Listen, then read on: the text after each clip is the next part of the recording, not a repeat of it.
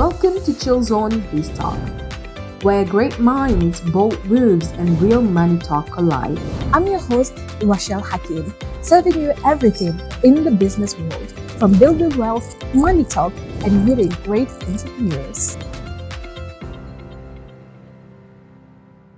In this show exactly, it is going to be very exciting because we are not only going to talk about money, we're going to talk about system, growth, financial freedom, and anything that leads to money making. And yes, every time you'll be receiving awesome guests on the screens from leaders in business world, entrepreneurs, CEOs, and so much more.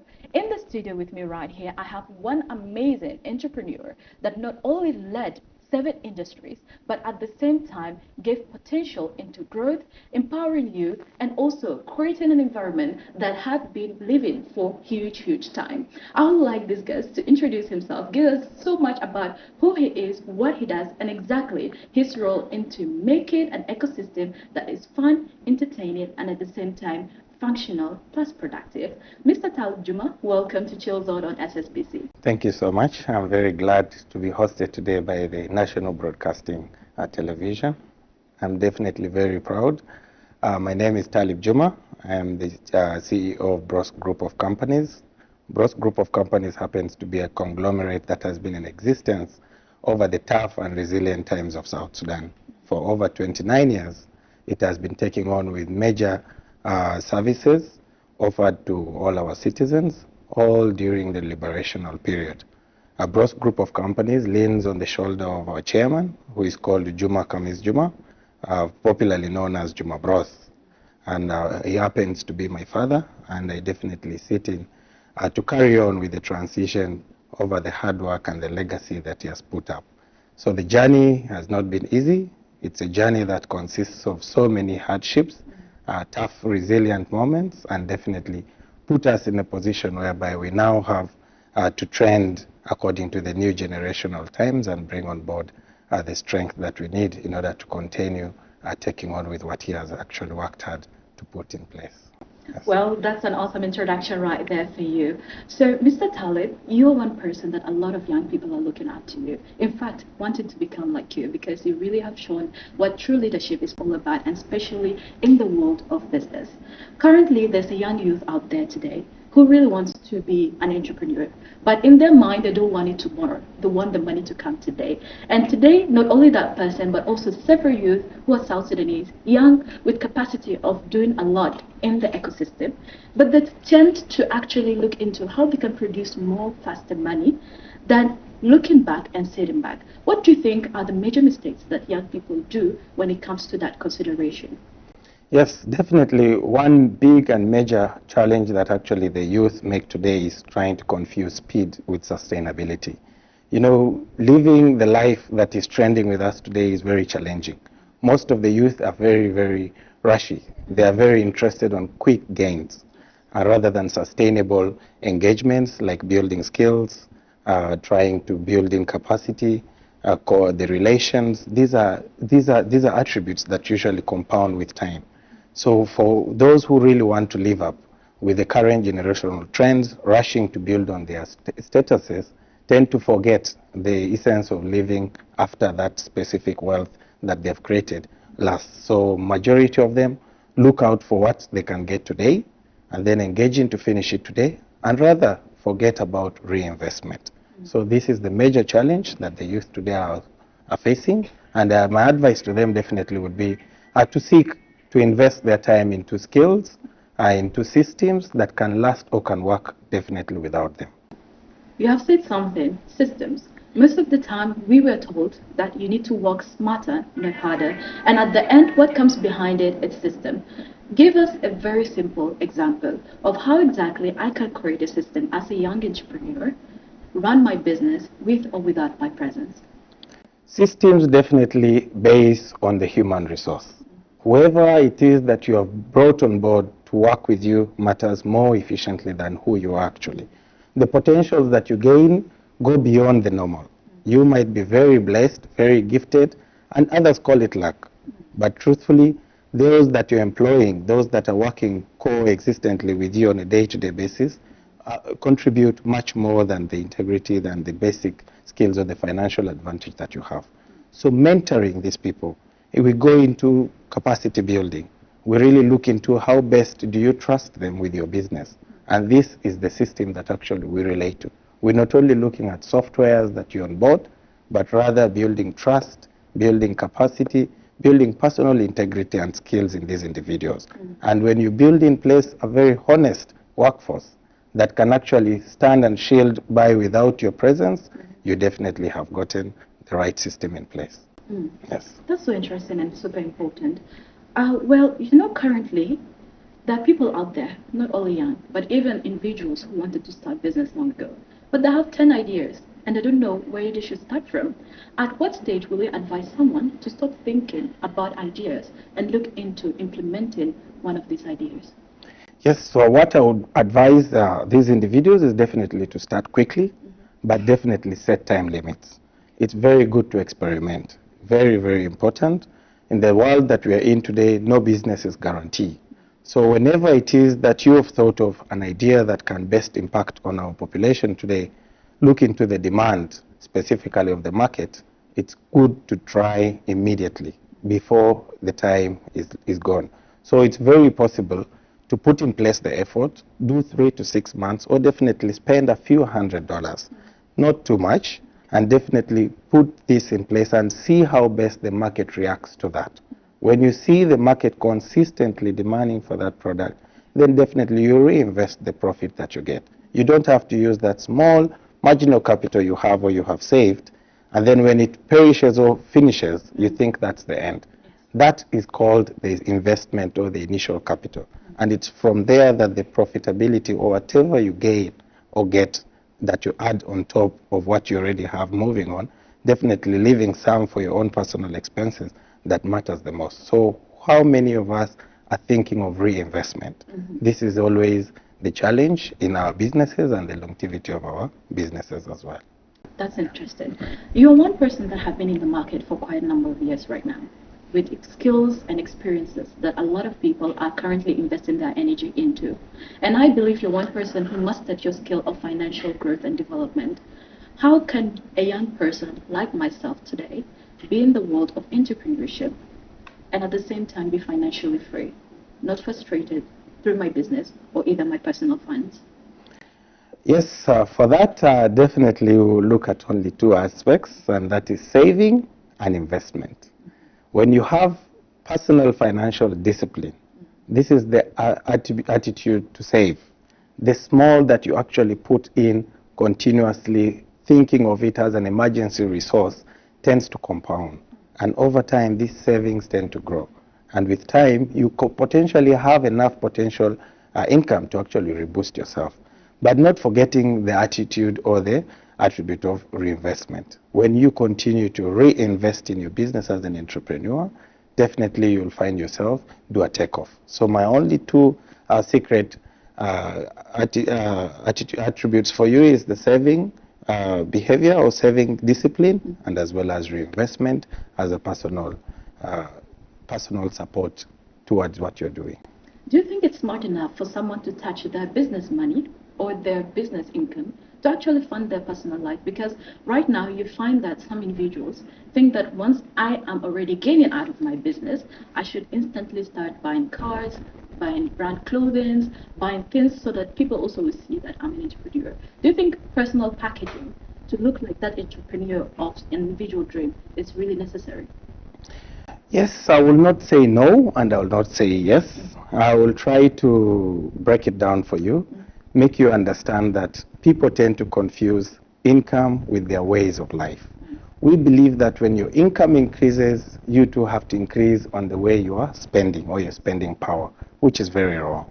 When it comes to your business has been well set out for you to replan it.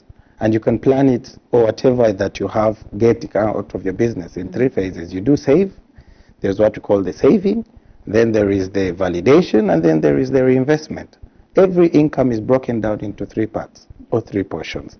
Always, at least, we have the percentages, 20% at least, you make sure it goes into saving from your business. About 50% you do reinvestment. And then 30% definitely for you to spend. It's so tiring, it's so wrong for us to work and definitely not to spend on ourselves. So when you see somebody buying a luxury car tomorrow, don't criticize. Rather look into the potential and capacity of business weight that he has. He might be making so much profit that his 30% does not only leave him the car, but can even get him cars as well. So that's how he wants to live his life. And it's very important to appreciate yourself. So definitely spending or touching your income and profitability is part of the process of business. Yes. Well, if you're out there right now and you did not note this down, you're missing a lot. You are dropping actual secrets of how exactly someone can run their life, their financial life, their business without too much stress. There's something that have made me so curious, and since on my way home here, I'm like, I must ask you this question. A lot of people get so tired because of service type of business. You provide service, which means you need a group of people to work with you. And you find sometimes an individual will be like, these people are stealing from me, or these people are not doing what exactly I want.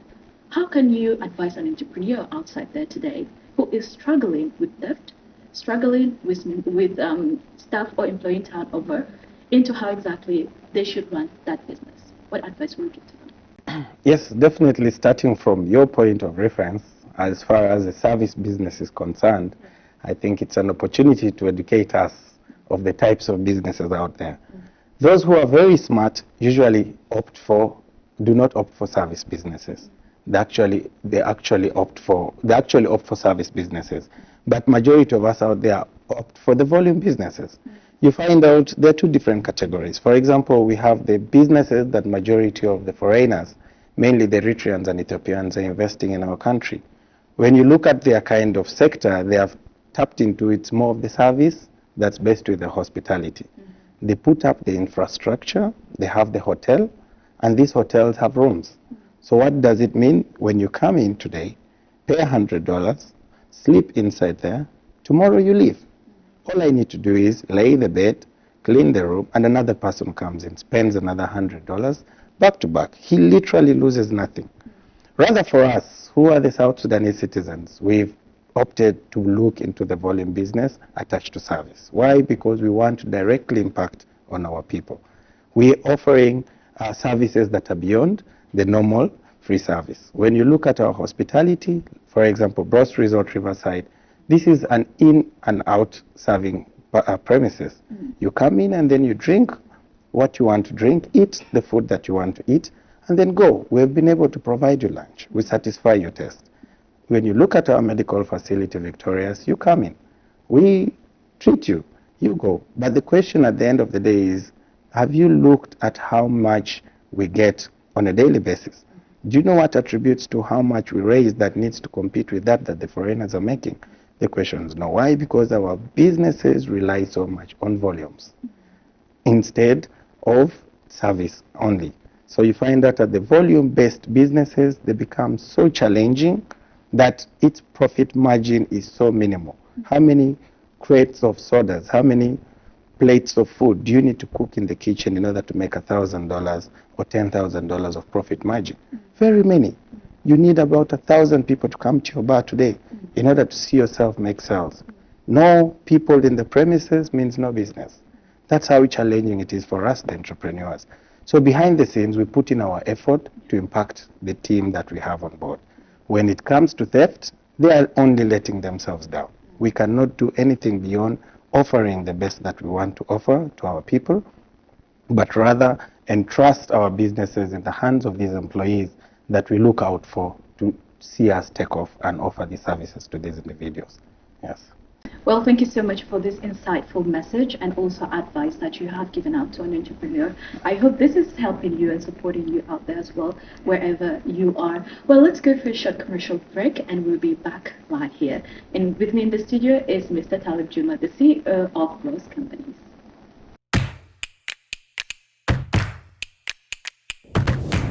Welcome to ChillZone Biz Talk, where great minds, bold moves, and real money talk collide. I'm your host, Hakim, serving you everything in the business world, from building wealth, money talk, and meeting great entrepreneurs.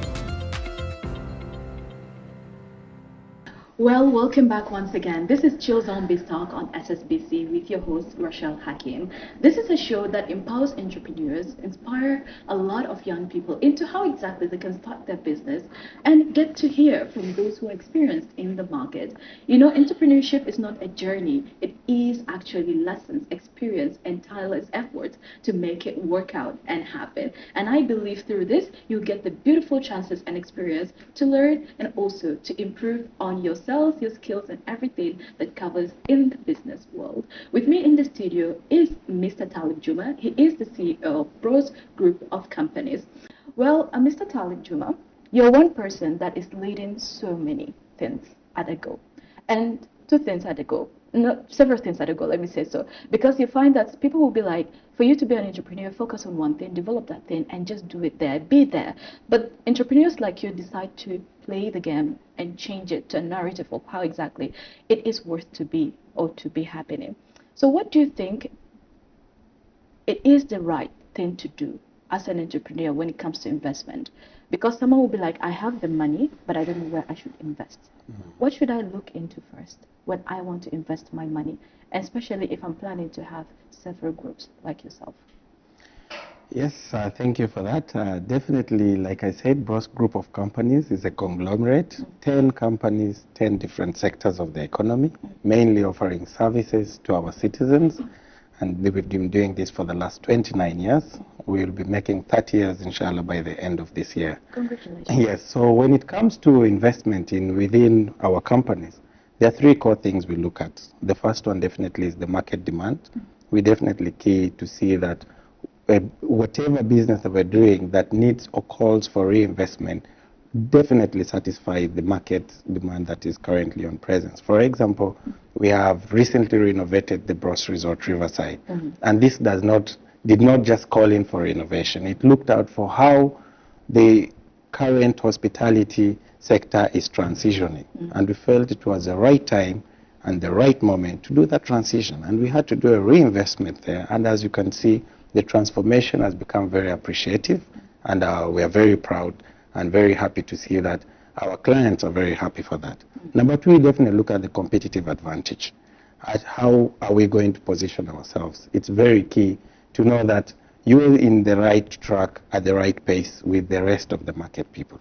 Whatever it is that you're doing is very, very important to everybody, because everyone has the same mindset. Nobody starts a business for himself. Everybody is opting to serve another person. We walk to the market and we've seen people sell tomatoes. You'll see one stall with tomatoes, and just 2 steps away, another tomatoes, and then another 2 steps, tomatoes. All these individuals are targeting you. The question is, who of them will play a very crucial role from there? So whichever business within our group positions themselves definitely gets the upper hand. The other key factor that we actually look at is evaluating our team. We believe that the right execution always is better than a great mind. Most of us have the business ideas as entrepreneurs, but how do you get this job executed? It's very important. So within our business setup, there is a team that is playing a very crucial role. They are looking up to seeing that they take themselves or they take that specific institution to another level. And that backup will definitely come in from the entrepreneur, comes in from the team that is leading or owning this institution. And based on that motivation and the confidence in this executional team, we definitely do reinvestment. So that's how we preposition ourselves, and definitely I call in for those that who believe working or running 2 or 3 different businesses is impossible. It's a very wrong concept. Believe me, we've reached a transitional phase. The world is evolving. Yes. We've seen how the Bill Gates, how the Elon Musks are coming up with initiatives of how to run 3, 4, 5, 6, 7 businesses at a go. The robots are coming on board. AI is coming on board. So you can literally accomplish 3, 4 tasks in different sectors or doing 2, 3 different businesses within a certain specific time frame, and you can succeed. So we need to change that mindset and have ourselves moving in the direction that the world is moving. Yes. So imagine I have $100 and I give it to you right now. What business idea should I come up with? Or how exactly can I structure myself into making that business work with only $100? Just giving me $100 does not mean I need to multiply it overnight. $100 cannot change to 200 to 300 in 2, 3, 4 days. But basically, even if it's $100, we need to apply the same concept of business and entrepreneurship. This $100, break it into saving, break it into the validation investment, and then definitely reserve for reinvestment. The $20, for example, advise for you to equip yourself with some knowledge, regarding what you want to do. What is it, or that gap that you have identified? Can you buy a book for $20, or can you do a short course on how you're best going to market your product? Basing on that confidence that you have in yourself or you're building over time, it's going to definitely support, because the small capital that we have is not better than the knowledge that we learn or we gain over time. The $30, for example, or $50, I will now possibly put it into the possible investment. Do something, a low-cost business, get something very minimal within this margin.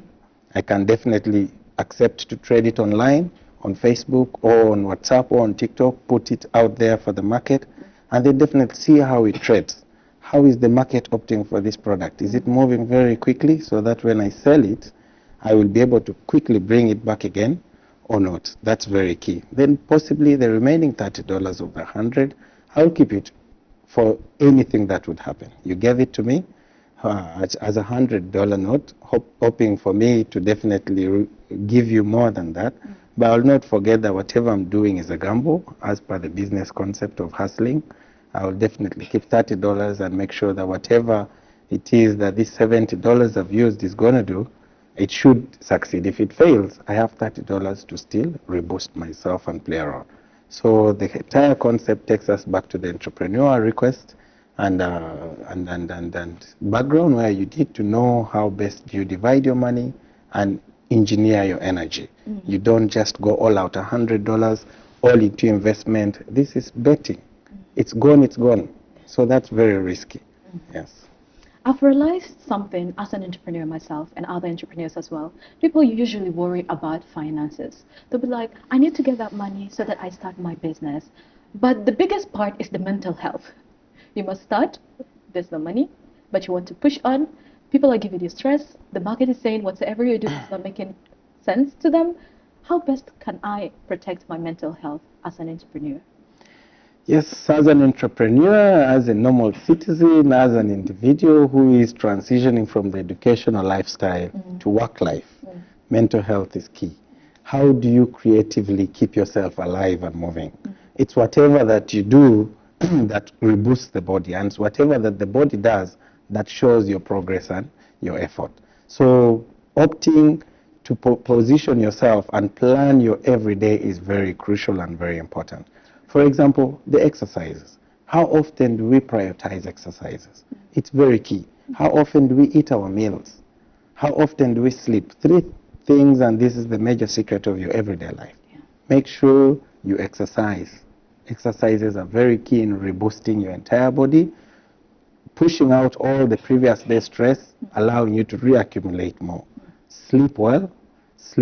Rest is very, very crucial. From school, we've always known. From out there, we've always heard that minimum sleeping hours is 8 hours. How many are you having as an entrepreneur? How many are you having as somebody who wants to grow as an individual? And then lastly, how often do you eat your meals? You find out you're eating 1 meal a day because you are assuming to be too busy as an entrepreneur. Is that right? So definitely I would say no.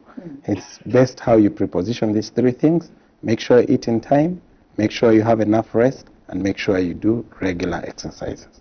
That will contribute positively towards your mental health.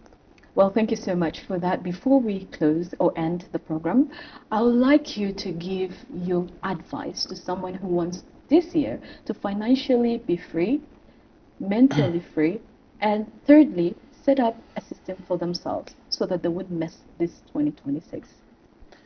2026 has come in at a very crucial time after a very, very tough 2025. We very well know how the country has evolved. We very well know about the challenges that are definitely facing us out there, the financial insecurity, the political insecurity, and all. So as a personal individual out there, please, my advices would go out to you very strongly, looking at your personal integrities. You need to personally build within your capacity. When you have goals, you will definitely fulfill your achievements. You need to set your own goals, set your own targets, and revive how you're living your everyday life. It's very important to transition. It's very important to change within the earliest of your convenience. Whatsoever it is that you're doing out there, know that every day it's always judging you. You're the only judge to your everyday, and it's best that you position yourself or you preposition yourself to see or evaluate that my today is actually better than my yesterday. And that will continue gradually creating improvements within your daily life and your daily efforts, and you will see a lot of transition before the year ends. Well, thank you so much, Mr. Talib, for the amazing time, the amazing knowledge, and everything that you have displayed today. To you out there, this is all about ChillZone Biz Talk on SSBC with me, your host, Rochelle Hakim. Sunday next week, we are going to have the same vibe, the same mindset, and also a guest that is going to bring for you so much when it comes to entrepreneurship, business world, and strategies. Remember, as Mr. Talib told us today, we need to set goals, achievements, targets, and what exactly we want in this 2026. I believe you have already started, and we are watching closely, giving you the best out of the best. This is ChillZone Biz Talk. Catch up with us. Till next time. Bye-bye.